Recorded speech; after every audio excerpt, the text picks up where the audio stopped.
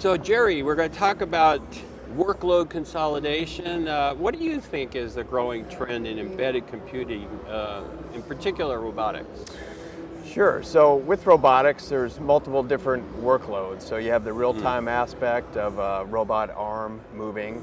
You might have a cloud connection that requires internet connection to that robot, and you have a HMI, or a human machine interface, a user panel that a user is operating that. So those typically were disparate systems before.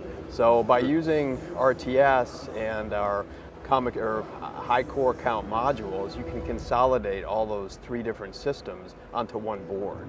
So, you know, most people find it very attractive, cuts their hardware costs down, and you can really consolidate your workloads onto one board versus, you know, three separate systems. Is that called sensor fusion, or is that a different concept?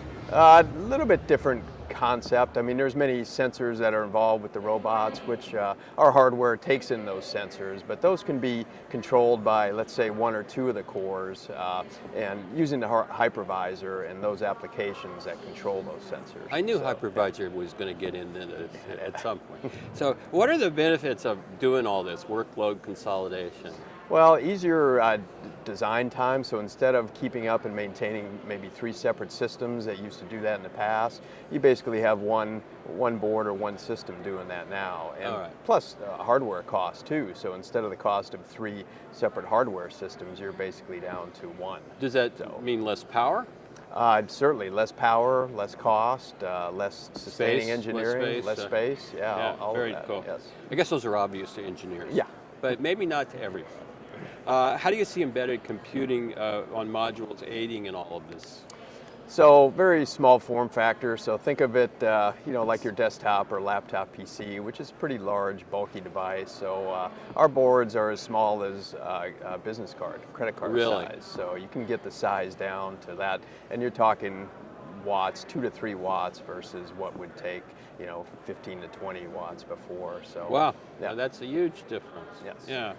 Why is functional safety important in robotics? I mean, I guess that's also one of those little more obvious questions, but maybe not. Well, that's where consolidation comes into play there is, you know, you can have safety islands set up where your real-time robotics that has to be maintained securely and has to be real-time operation. That can be in your safety zone, and you know, Intel is coming up with many SKUs, CPU SKUs that will handle FUSA. So you can design your board and your system to have that certification, where in the past it was quite an effort to go through certification. Is it only Intel? It'd be others as well? I think x86 in general, but I believe Intel SKUs. Very good. Yeah.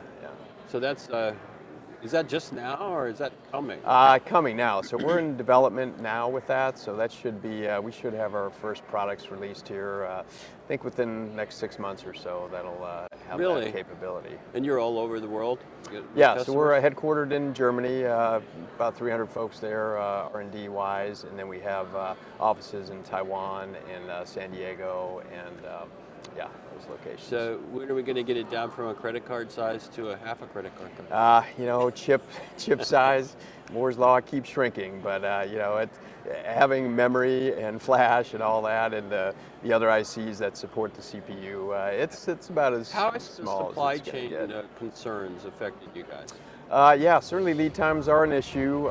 So building boards, needing components, mainly a lot of them built in China is a struggle these days, getting boats. But you're no different than anybody else, yeah, I guess. No different than anybody. Our lead times have increased a bit, but we do a good job in keeping safety stock, or at least if a developer is wanting to get started, we'll have, you know, small quantities available that he can grab off the shelf. So what's the future of embedded computing? I mean, smaller, better, less power? More cores, you know, following the roadmap of all the CPU manufacturings, less power, more cores, and yeah, just that trend just keeps moving. I bet moving the hardest smaller. thing is finding talent. Well, you know, engineers. Yeah. hardware and BIOS engineers. That's the key. So if you're designing your own board, you have to have a BIOS engineer, and they're kind of few and far between these days. So having that capability in-house and owning the source code kind of keeps our customers from having to worry about that. So. Well, thanks for talking about Congatec. I appreciate all you've got. You bet. Thanks for having me. Nice meeting you. All right, take care.